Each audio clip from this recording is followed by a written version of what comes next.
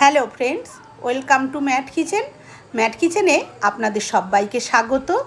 পুরনো বন্ধুদের পাশে থাকার জন্য ধন্যবাদ এবং নতুন বন্ধুদের স্বাগত জানিয়ে শুরু করছি আজকের রেসিপি। আজ আমি একদম ঘরে থাকা উপকরণ দিয়েই তৈরি করে নিচ্ছি ফিরনি। এই ফিরনি কিন্তু এইভাবে যদি তৈরি করা হয় একদম দোকানের মতন কিন্তু এর টেস্ট হবে। একদম ঘরে থাকা উপকরণ দিয়েই তৈরি করে নেওয়া যায়। তাহলে চলুন ভিডিওটা দেখে নেওয়া যাক। একটা আমি এখানে পাত্র নিয়েছি আর এখানে আমি নিয়েছি 2 টেবিল চামচ বাসমতি চাল। এটা আমি বাসমতি চাল দিয়েই করছি। এই চালটা দিয়ে করলেই কিন্তু এটা বেশি ভালো হবে। খুব সুন্দরভাবে এই চালটা দিয়ে ফিরনিটা খেতে বেশি ভালো হয়। এবারে চালটাকে খুব ভালো করে একটু ধুয়ে নেব, তবে এতটা পরিমাণেই বারবার করে ধোবো না যে চালের মধ্যে একটা স্টার্চ ভাব থাকে সেটা যেন চলে যায়। এবারে চালটাকে ভালো করে ধুয়ে নিয়েছি। এবারে চালটাকে আমি ভিজিয়ে রাখবো বেশ একটু জল দিয়ে। আমি 20 মিনিট মতন এইভাবে রেখে দেবো। এই চালটা খুব তাড়াতাড়ি নরম হয়ে যায়। 20 মিনিট রেখে দিলেই কিন্তু চালটা একদম নরম হয়ে যাবে। দেখুন 20 মিনিট পর ফিরে এসেছি। জল থেকে আমি চালটা তুলে হাত দিয়ে ডলে দেখালাম যে চালগুলো কিন্তু ভেঙে যাচ্ছে। এবারে চালটাকে একটা ছাঁকনির মধ্যে এইভাবে দিয়ে নিলাম, দিয়ে জলটা ঝরিয়ে নেব। জলটা ঝরে গেলে চালটাকে একটা পাতলা ন্যাকড়া দিয়ে মুছে পুরো জলটাকে ভালো করে শুকিয়ে নেব। এবারে এতে আমি একটা কড়াই বসিয়ে দিয়েছি। কড়াইটার মধ্যে দিয়ে দিচ্ছি দুধ। এই দুধটা আমি আগে থেকে জাল দিয়ে নিয়েছি। কড়াইতে আমি 1 কেজি মতন দুধ এখানে দিয়ে দিচ্ছি, মানে 1 লিটার দুধ আমি দিয়ে দিচ্ছি। আমি এটা গরুর দুধ ব্যবহার করিনি, দোকানের থেকে আমার প্যাকেট কেনা দুধ ব্যবহার করেছি। 1 লিটার মতন দুধ আমি কড়াইতে দিয়ে দিয়েছি আর এখানে আমি 1 পো মতন দুধ রেখে দিয়েছি, কারণ এটা আমি 3 প্যাকেট দুধ পুরো প্রথমে জাল দিয়ে আমি বেশ একটু গাঢ় করে নিয়েছিলাম দুধটাকে, সেই জন্য সেইভাবে মাপটা আমি বললাম। এবারে দুধটা ততক্ষণে ভালো করে আর একটু ফুটুক, ততক্ষণে আমি যে চালটা ধুয়ে রেখে দিয়েছিলাম বললাম জলটা ঝরে গেলে একটু শুকনো ন্যাকড়া দিয়ে মুছে নেব। দেখুন চালটা কিন্তু ভালোভাবে ভিজে নরম হয়ে গেছে। আর এই যে এইভাবে আমি করছি দেখুন, এই যে দেখুন কীরকমভাবে হাতের মধ্যে কিন্তু ভেঙে টুকরো টুকরো হয়ে গেছে। এবার এটাকে আমি গ্রাইন্ডারের মধ্যে দিয়ে জাস্ট একবার ঘুরিয়ে নেব। একদম মিহি করে গুঁড়ো করব না, একটু দানা দানা থাকবে, সুজির থেকে একটু বড় বড় দানা থাকবে। আমি সেরকমভাবে এটাকে গ্রাইন্ডার করে নিয়েছি। দেখুন এই যে বেশ গুঁড়ো গুঁড়ো, এই যে দেখতেই পাচ্ছেন এরকমভাবে আমি কিন্তু এটাকে করে নিয়েছি। এদিকে দুধটা দেখুন ফুটে ফুটে বেশ কিন্তু আরও কিছুটা গাঢ় হয়ে গেছে।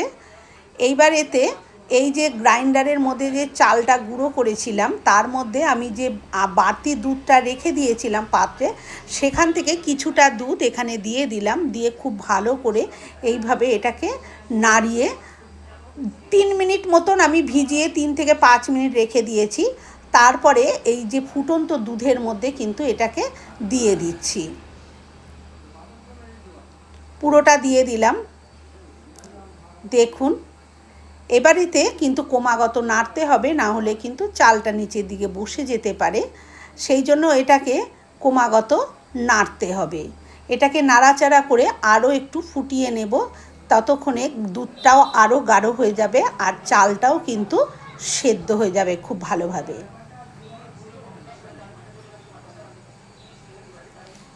এবারেতে আরও আমি মিনিট 5 এইভাবে নাড়াচাড়া করে নিয়েছি। গ্যাসের আঁচটা আমি কমই রেখে দিয়েছিলাম, খুব হাই ফ্লেমে এটা আমি রান্নাটা করিনি। এখন আমি গ্যাসের আঁচটা মিডিয়াম টু হাই করে দিয়েছি। ক্রমাগত কিন্তু এটা নাড়তে হবে যাতে সর না পড়ে যায়। এবারে আমি 1 পিঞ্চ মতন লবণ দিয়ে দিচ্ছি। যেহেতু এটা চালের আর এটা একটু মিষ্টি হবে, মানে মিষ্টি দিয়ে তৈরি করব আর কি। ফিরনি খুব একটা মিষ্টি হয় না, তারপরেও যে যেন পছন্দ করবেন সে সেরকমভাবে চিনি ব্যবহার করবেন। এবারে আমি দিয়ে দিচ্ছি এখানে একটুখানি কেশর। কেশরটা দিলে কিন্তু এর টেস্টটা ভালো হবে আর এর কালারটাও কিন্তু চেঞ্জ হয়ে যাবে। কেশরটা দিয়েও আরও মিনিট 2 এইভাবে একটু নাড়াচাড়া করে নেব। কত সুন্দরভাবে ঘরে থাকা জিনিস দিয়েই কিন্তু আমরা একদম দোকানের মতন বানিয়ে নিতে পারি। এবারে আমি দিয়ে দিচ্ছি এখানে চিনি। আমি একটু মিষ্টি করব বলে সেই অনুপাতেই চিনি দিলাম। তবে আবারও বলছি, ফিরনি কিন্তু খুব একটা বেশি মিষ্টি হয় না, তাই সেই হিসেবে কিন্তু আপনারা যে যেরকম মিষ্টি পছন্দ করবেন সেই হিসেবে কিন্তু আপনারা চিনিটা ব্যবহার করবেন। আমরা যেরকম মিষ্টি পছন্দ করব আমি সেই হিসেবেই কিন্তু চিনিটা এখানে দিয়ে দিয়েছি। দিয়ে খুব ভালো করে নাড়াচাড়া করে নিচ্ছে। চিনি দেওয়ার পরে এটা কিন্তু আরেকটু পাতলা হয়ে যাবে, কারণ চিনি থেকে জল ছাড়বে।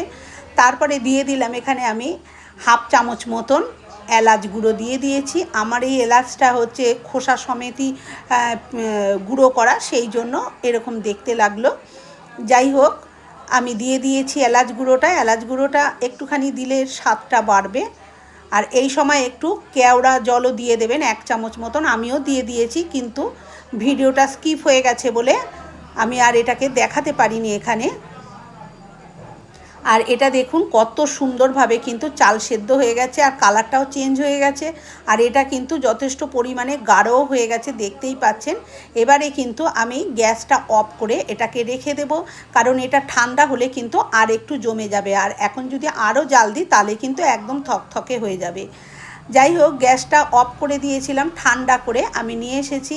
এবারে একটা থালার মধ্যে আমি এরকম কতগুলো বাটি বসিয়ে দিয়েছি, যেগুলো মিষ্টির দোকানে দই বা রসমালাই এইসবের জন্য পাওয়া যায়। সেরকম কিছু বাটি আমি এখানে নিয়েছি। নিয়ে হাতায় করে আমি এবার এই বাটিগুলোর মধ্যে দিয়ে দিচ্ছি। আর হাতায় করে যখন আমি তুলে দিচ্ছি, আশা করছি আপনারা বুঝতে পারছেন এটা কতটা ঘন হয়ে গেছে। ঠান্ডা হয়ে গেলে কিন্তু এটা ঠিক এরকমই ঘন হয়ে যাবে। তাই কি কতটা পাতলা থাকতে এটাকে গ্যাসটা অফ করে দিতে হবে, সেটা কিন্তু বুঝে শুনেই গ্যাসটা অফ করতে হবে। বেশি গাঢ় করার পর অফ করলে কিন্তু এটা পুরো চাক হয়ে যাবে, তখন আর ভালো লাগবে না খেতে। সেই জন্য আর চালের পরিমাণটাও কিন্তু দেয়া যাবে না, মাথায় রাখবেন। 1 কেজি দুধে আমি কিন্তু 2 চামচ চাল ব্যবহার করেছি। বেশি চাল দিলেও এটা ভালো লাগবে না খেতে। এবার সব কটার মধ্যে আমি ভরে নিয়েছি। এবারে আমি ওপর থেকে একটা করে এরকম কেশর দিয়ে দিচ্ছি, 1-2 পাপড়ি। বন্ধুরা, আমার আজকের এই ফিরনি রেসিপি কেমন লাগলো কমেন্ট করে অবশ্যই জানাবেন। যদি ভালো লাগে একটা লাইক দেবেন। আর আমার চ্যানেলে নতুন বন্ধু হয়ে থাকলে চ্যানেলটি সাবস্ক্রাইব করে নেওয়ার অনুরোধ রইল। পাশে থাকা বেল আইকনটা অবশ্যই প্রেস করবেন, কারণ আমি যখনই কোনো নিত্য নতুন রেসিপি শেয়ার করব নোটিফিকেশন আপনাদের কাছে পৌঁছে যাবে সবার আগে। এবারে আমি ঠান্ডা করে ফ্রিজে ঘন্টাখানেক রেখে দিয়েছিলাম, তারপরে বার করে দেখাচ্ছি। দেখুন কত সুন্দর এটা জমে গেছে। আমি এই যে এরকমভাবে উবুর করে দিচ্ছি, তাও কিন্তু এটা বেরিয়ে পড়ে যাচ্ছে না।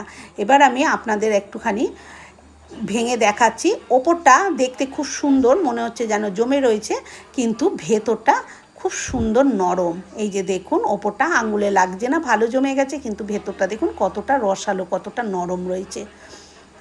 বন্ধুরা, আজকের মতন এই পর্যন্ত। ভালো থাকবেন, সুস্থ থাকবেন। ধন্যবাদ।